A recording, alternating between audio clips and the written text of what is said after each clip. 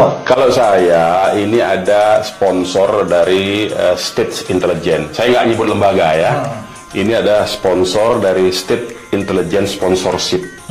Ya, di balik ini semua isu ini. Jadi dia curiga dari ada analisis intelijen ini menyatakan persatuan umat Islam ini dibangkitkan oleh kalangan habaib dan kalangan ulama. Sehingga ini harus dipecah belah. Nah, pakai pecah belahnya itu pakai apa? Ya pakai isu ini yang bisa efektif, karena isu-isu lain sudah pernah dicoba, gagal terus.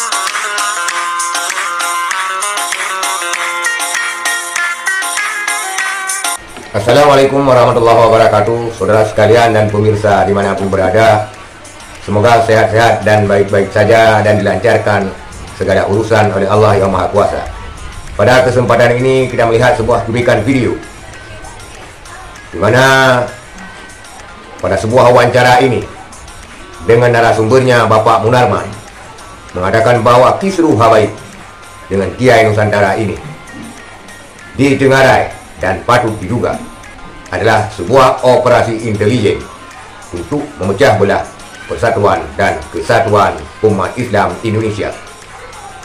Kita lihat beberapa waktu yang lalu, sebelum adanya kisruh ini, ada yang dikenal dengan kriminalisasi ulama, namun tidak mempan. Dan dengan operasi ini diharapkan para muhibbin akan meninggalkan para habaib dan juga saling berbenturan dengan para kiai. Kita dapat melihat saudara sekalian pada postingan-postingan media sosial yang memberitakan tentang permasalahan habaib dan juga Kiai Nusantara. Kita lihat banyak sekali netizen merespon dan menyemangati Kiai Nusantara agar maju terus menghantam habaib. Dan jumlah netizen, kalau kita perhatikan dengan seksama, memang netizen habaib ini kalah kalau di dalam dunia media.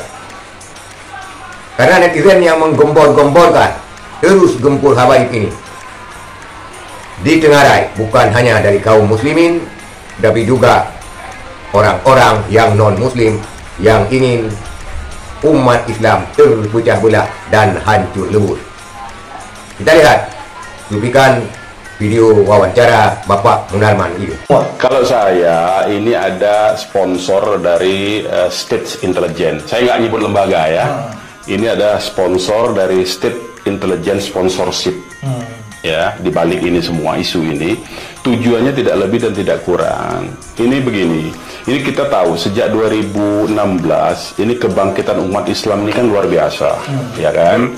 Kemudian terjadi sinergi persatuan ya antar mazhab, antar golongan, antar ormas. Ini kan hampir semua sudah punya kesadaran untuk bersatu.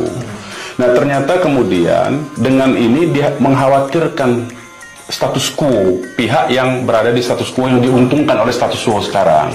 Pihak ini adalah orang-orang, kalau dalam teori sosial itu ya, itu the ruling class ini. Dia terganggu nih kalau umat Islam bersatu ya, antar ormas, antar mazhab ini. Jadi harus diacak-acak.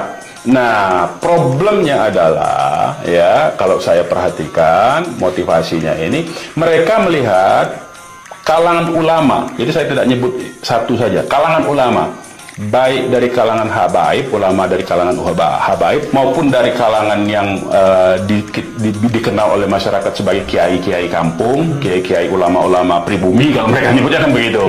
Ini terjadi persatuan. Nah, mereka nggak mau ini terjadi persatuan. Dengan adanya menonjol-nonjolkan isu-isu pribumi segala macam, ini kan ada aspek-aspek yang disebut dengan secara ideologi ultranasionalisme atau cenderung kepada chauvinisme sebetulnya. Ini kan Hitler sebetulnya chauvinisme itu, membanggakan apa namanya kepribumiannya, keasliannya. Padahal kita ini semua sebetulnya makhluk alien sebetulnya. Kita ini kan makhluk keturunan Nabi Adam, yang Nabi Adam itu diturunkan kepada dari surga ke bumi. Ini kan karena dihukum. Ini ribut soal begini ini kan sebetulnya dia buang-buang waktu aja nih orang. Tapi balik lagi karena dia khawatir dengan keberadaan kebersatuan antara ulama, bahkan PBNU juga ya sudah merespon isu ini bahwa tidak benar ini semua ya, merusak persatuan. Jadi dia curiga dari ada analisis intelijen ini menyatakan persatuan umat Islam ini dibangkitkan oleh kalangan habaib dan kalangan ulama. Sehingga ini harus dipecah belah. Nah, pakai pecah belahnya itu pakai apa? Ya pakai isu ini yang bisa efektif. Karena isu-isu lain sudah pernah dicoba, gagal terus kan. Pakai kriminalisasi, gagal. Karena walaupun dihukum, dipenjara, tetap umat mencintai ternyata, tetap diikuti. Nah, pakai isu ini diharapkan yang para muhibbin ini diharapkan tidak lagi percaya, tidak lagi mengikuti. Inilah dipakai. Itulah teori apa namanya analisis intelijennya. Saya tidak sebut teori karena teori harus dibatalkan oleh teori juga.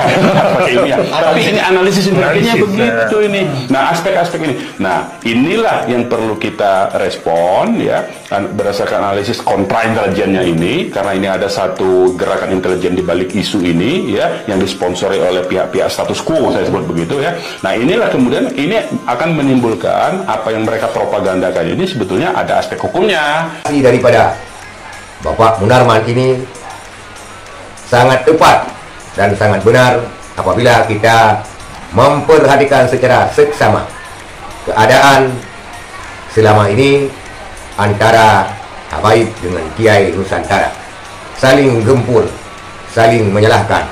Itulah yang diharapkan oleh orang-orang yang ingin meluluh lantakkan persatuan dan kesatuan Islam di Indonesia, karena mereka takut apabila orang Islam bersatu, orang Islam kompak antara habaib dengan ulama, karena sumber kekompakan daripada umat Islam adalah tergantung pada ulama dan juga pada para habaib, sehingga dengan membenturkan mereka otomatis umat Islam akan terpecah belah dan bercerai-berai.